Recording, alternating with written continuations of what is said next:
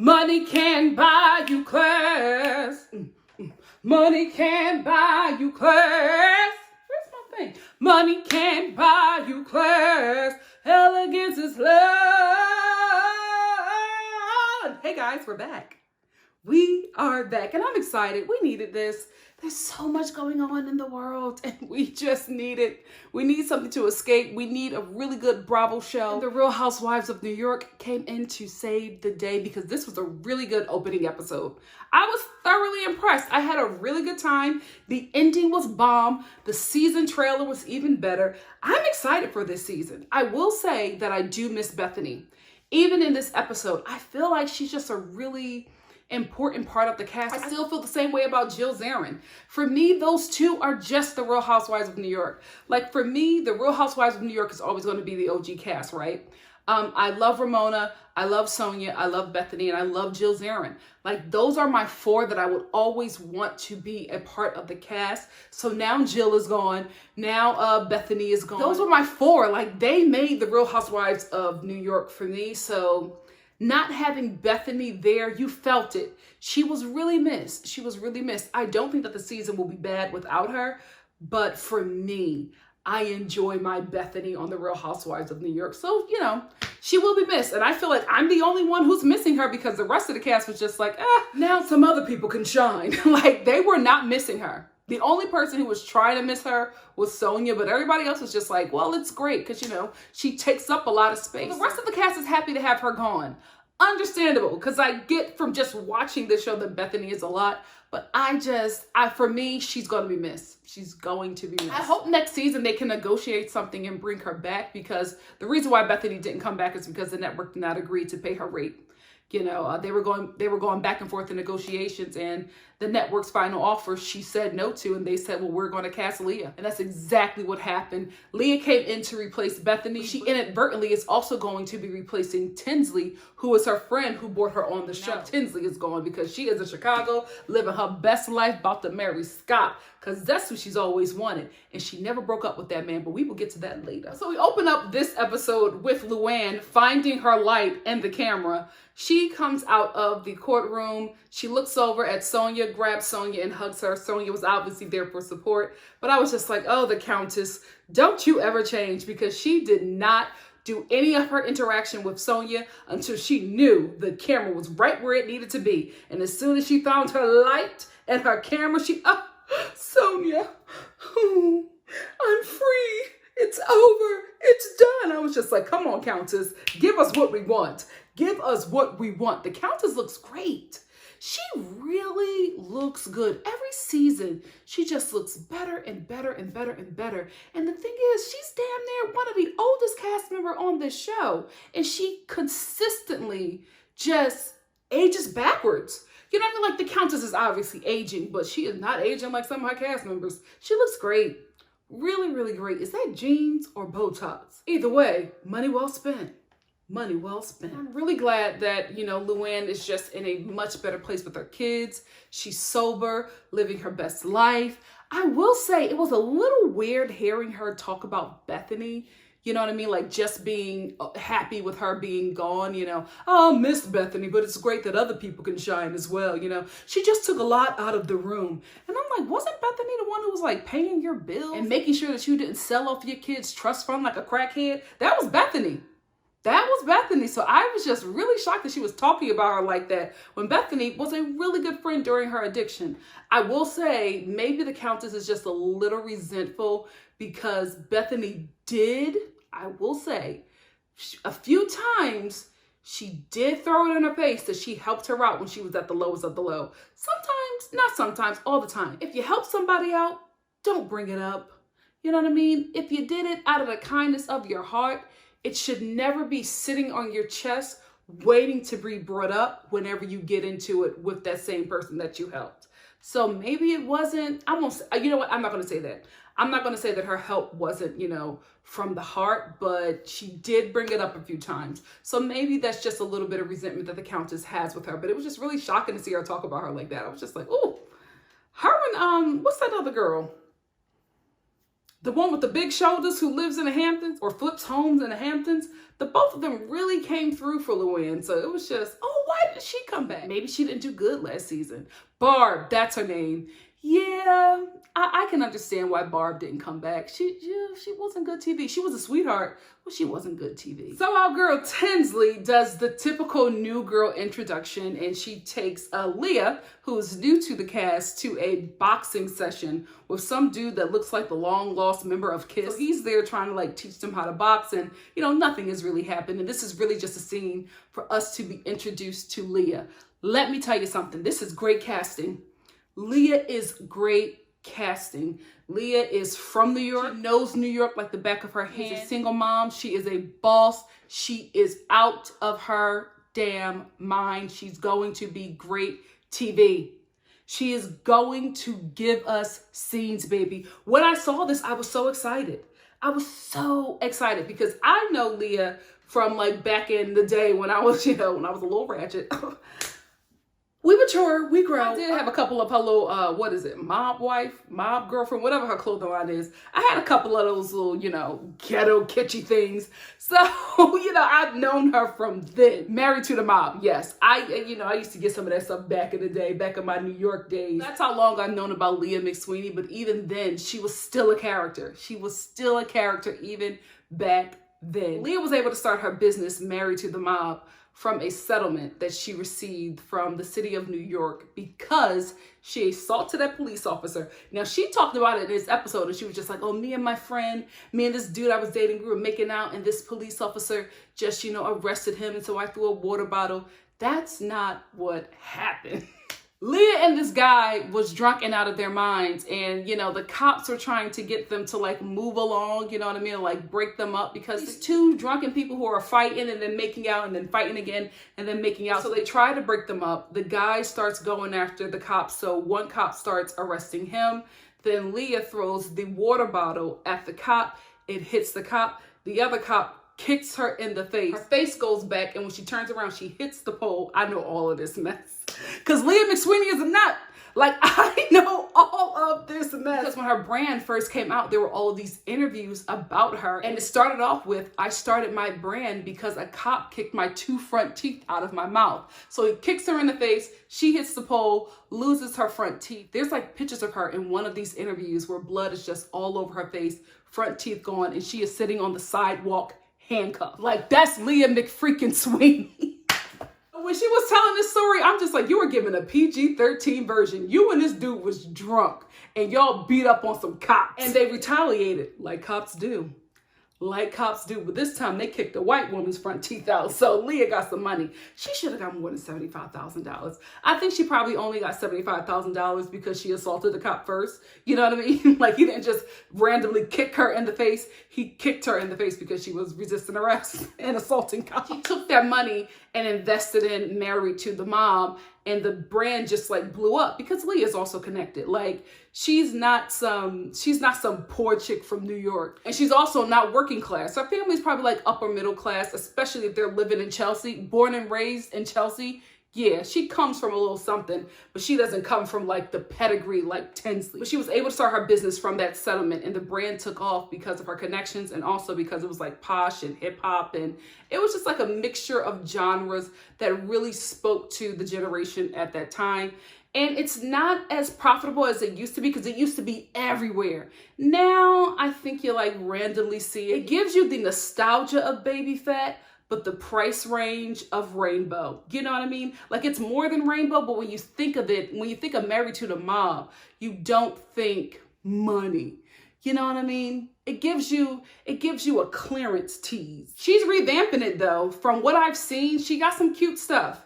The stuff that she has been like sharing on her Instagram, she's revamping the brand and making it a bit mature and making it desirable for this time. So I'm interested to see how her brand is going to be impacted now that she's relaunching it since she's on the show.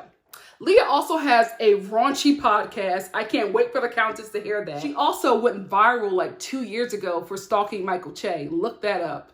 Look that up. She stalked him on like some celebrity dating website, and he was like not interested in her. She could not take no for an answer. So she was just like harassing him and harassing him and harassing him.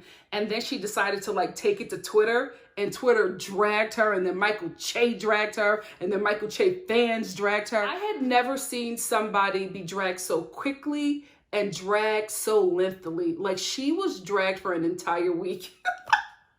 Every time she logged on, people was just cussing her out, and she never got it. Until finally somebody stepped in and was just like, girl, you need to just shut up, walk away from this, and let this die down. And then you didn't hear anything about her again. Like, she is a funny character. She has a lot of mouth. She got a mouth on her. I think I was even in like a Twitter beef with her. I think I was in the Twitter beef with her, and she got real slick. Did I block Leah? Either I blocked her or she blocked me. She's going to be good TV, guys. She got a slick mouth. She also has an Instagram dedicated to her period. I cannot wait for the Ramona Singer to find that out. I cannot wait for that information to be dropped, that Leah has an entire Instagram dedicated to her menstrual cycle. Oh, the gifts that will be produced from Ramona's reaction to that. I can't wait. I'm excited for Leah to be on this show. I'm excited for Leah to be on this show. I think she is very fresh. She's very now. She's something new that this show needs. I think with her being a native New Yorker, and as the Countess said, a little rough around the edges, or did Sonia say that? One of them said that she was a little rough around the edges. I think that her whole demeanor will be a great addition to this show. Baby, when Leah shows up to brunch with a high ponytail, hoops, a white tee, raggedy jeans, and Timbs, oh, the Countess is going to have a fit, and I can't wait for that. That's what I'm looking forward to. I'm looking forward to the women's reactions to the real Leah, because right now, Leah is giving these ladies work voice Leah. You know what I mean? She's giving you Leah at work. Let her get a little bit more comfortable. Let her settle in with the camera. You're going to see the Leah McSweeney that we all know from Twitter. And baby, that Leah McSweeney is a pistol. Good TV. Good TV. Man, I wish that Bethany was on this season with her, because either her and Leah would be besties or mortal enemies. Either way, I would love to watch it. Tinsley, let's stop lying. There is no Bruce. There is no Bruce. You were always with Scott. You guys never broke up. That is a false storyline. I bet you that Bruce will never manifest. Bruce will never manifest this season. She's just doing that to like throw us off the trail that she's back with Scott. I think she's already living with him now in Chicago. And aren't they like about to get married?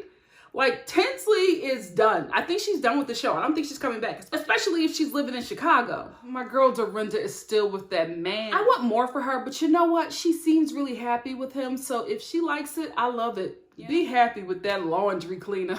Let me stop saying it like it's a bad thing. He's an owner, but Dorinda, I want more. But you know what? You're happy. Be happy with him. And also, is Dorinda's apartment, because I was looking at it, right? And I'm confused. Is it in shambles, or is this the aesthetic? There were things that looked like they were decaying and paint was peeling off, but I don't know if that's what she was going for. It looked a little raggedy for this to be the new place. And our girl Ramona, the Ramona Singer, is dealing with, you know, what is it? Empty nest syndrome. Her daughter has went away to college, and now she's divorced from Mario. She also sold their home that she raised Avery in, you know what I mean? So I guess selling that home and moving into a new home by herself really brought reality to her face, and she like couldn't deny it. And I'm thinking that she just couldn't handle everything, because remember, I said it last season, I was just like, Ramona is going to have a moment where she's going to fall apart because she's running from everything. When her and Mario were getting divorced, it's cool, it's fine, we're friends now, it's okay. And she's dating all these guys, having sex with all of these men. Now that she has a lot of time by herself in this apartment to think about everything weighing on her, and she's falling apart. Like, she's in this elderly bar because everybody there was 80 plus, especially the men. And she's like falling apart. Her girlfriends are like getting drinks, and she's just like, I'm lonely.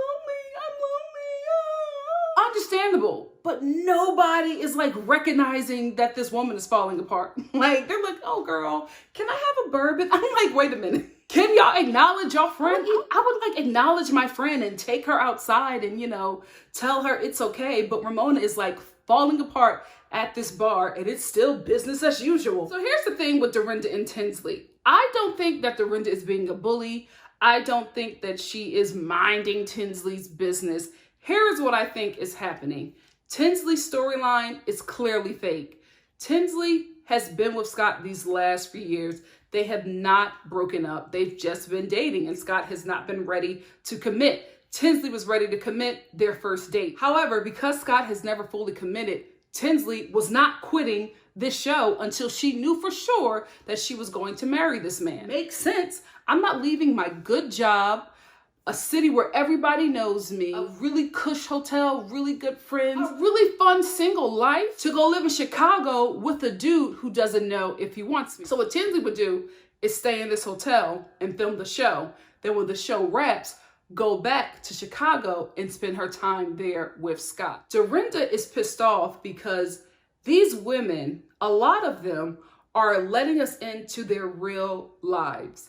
Tinsley is letting us in to her storyline. So Dorinda is fed up because she knows it's fake. She knows that Tinsley has always been with Scott. She knows that Tinsley is only here in New York to film this show. I went by the hotel. You moved out of the hotel. Why are you telling people that you still live there? Tinsley is telling people that she still lives in that hotel because she does not want people to know that she no longer lives in New York. That's what it is. She lives in Chicago with Scott, but she comes to New York and films this show for 6 months. That's why she does the hotel. That's why she stopped looking for apartments, because as soon as her and Scott started dating and it started to get serious, she stopped looking for apartments. That's Dorinda's beef, but she doesn't want to say it because she doesn't want to break the fourth wall.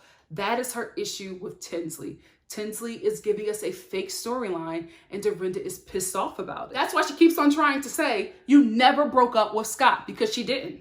Tinsley never broke up with Scott, but she's faking that for the show. And that's what's pissing off Dorinda. Since we're on Dorinda, let me tell you something. My girl never misses. She never misses. This white sequins outfit with this like slick back short haircut, she looks fabulous. From day one that she has been on this show, Dorinda has consistently served looks. That's what you want from your housewives. I want you to serve looks. I want you to serve shade. I want you to maybe throw a drink or two. Maybe if you get a little too tipsy, pull a wee ponytail, something. But looks, you have to serve us looks. And because not a lot of these housewives serve looks, Dorinda's looks stand out. Because you never really know what she's going to give you. And when she walked in this white number, I say, yes, mama. Yes. She is really the embodiment of a lady who lunches. Like New York high fashion money. I love Dorinda. Love her. And because I love her, I have to check her. She was extremely, extremely in the wrong for what she said to Tinsley. So after this drag queen comes out during Dorinda's party and sings Feelin' Giovanni, Feelin' Giovanni. I gotta get the Countess's album. Because I really like, you know, I love Money Can't Buy You Class, and I'm really loving this Feelin' Giovanni song. You listen to it enough, it gets in your system. So the Countess is really happy about that because she feels like when Dorinda did this, when she brought out the drag queen singing the song, and she just feels like her and Dorinda now have closed that chapter and they are really moving forward because Dorinda is over the Feelin' Giovanni thing, right? So everybody is in really good spirits. The party is going well. Tinsley is just like, I talked to you, but I really haven't talked to you. Can we go somewhere and talk? So they sit down and Tinsley's just like, this is not the place to have the discussion, but I want to set up a time to meet with you. And Dorinda's just like, of course, of course, of course. They're talking really calmly. And then it just goes left. And I think it goes left because Dorinda is just really pissed. She's really pissed about Tinsley withholding, you know, her real life from the show. I don't think Dorinda is the only one. I think she's the only one who's vocal about it, because then she just says, I don't know who you are. You're lying about this. You're still with Scott. And she just starts revealing all this stuff about Tinsley. Tinsley gets upset. And you know, when anybody gets upset with Dorinda, she has to top you 10 times harder. And that's exactly what she did. Because Tinsley, who is still trying to, in the midst of Dorinda getting pissed off at her, is still trying to find a date to meet to talk over their issues. Dorinda is done. She gets up and she's just like, you don't run up on me, honey. I'm like, she ran up on you?